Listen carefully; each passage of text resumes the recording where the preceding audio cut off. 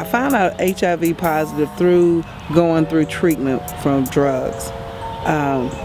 There was a lady that was, when she came to the meeting, she talked about that she had this disease, but she wasn't getting treatment.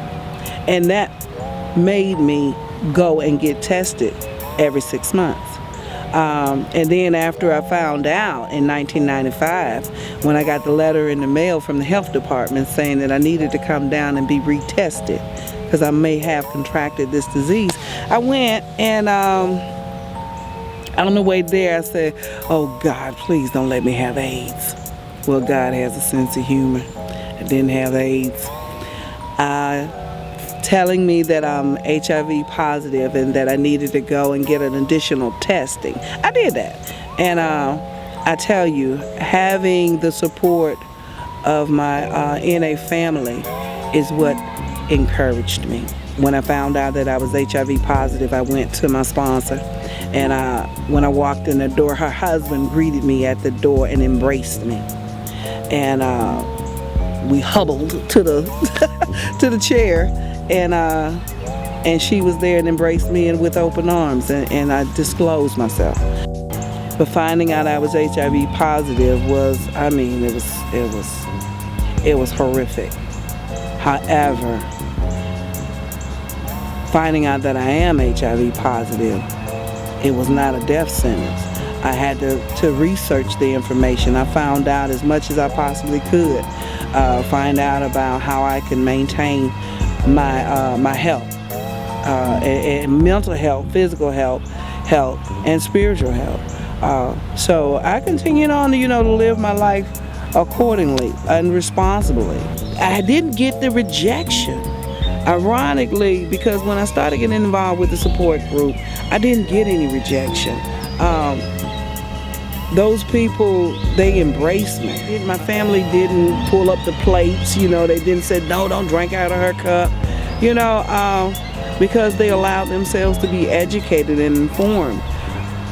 In 2006, clean, I went from a 30,000 job to no job, living in an abandoned medium, and my car repossessed.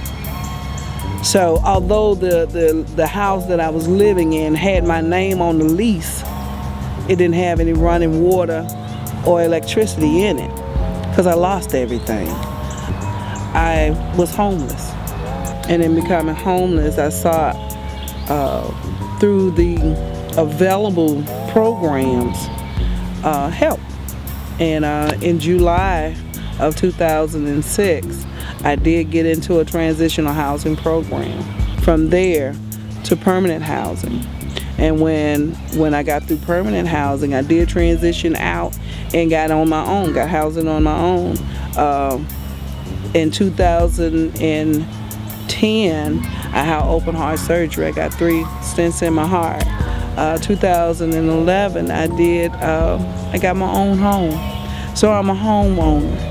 So starting from the bottom and now I'm here, I went from finding out about this HIV disease and coming through so many obstacles in life, thinking that I didn't have hope, only to find hope.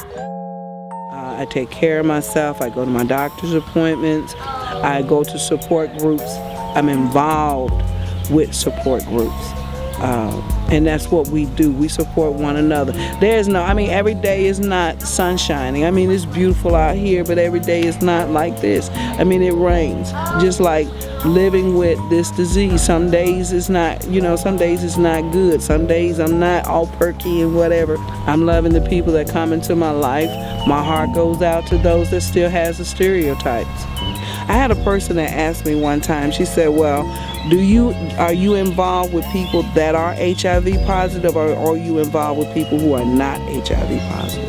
Well, one thing about it, if you're in a relationship with somebody that does have the disease, you still have to be protected because you can get what they call double infected. I started going to tell my story by means of Narcotics Anonymous. Narcotics Anonymous, different events or whatever situation that the forum may be, we tell our story. And in telling my story, I got accustomed to being honest about what happened to me. And in doing so, what I've learned is that not only did it empower me, giving me the courage, giving me the strength to stand no matter what happens in my life, and just to state that. What we learned is that my life didn't have to be in vain, or my life was not in vain, and is not in vain. This is beautiful. Being out in the daytime in this sunlight and just being absorbed by all of this beauty, being empowered with the ability to see a situation and see the beauty in that situation. There are so many homeless HIV/AIDS victims who don't have to be a victim anymore. They can become productive. They can get back into society. They can live well. And living well, that's living well mentally, spiritually, and emotionally so. There is no cure, unfortunately, for HIV/AIDS, but we ain't dying as quick as we used to, This is not a death sentence today. This is living well. And I'm living well today.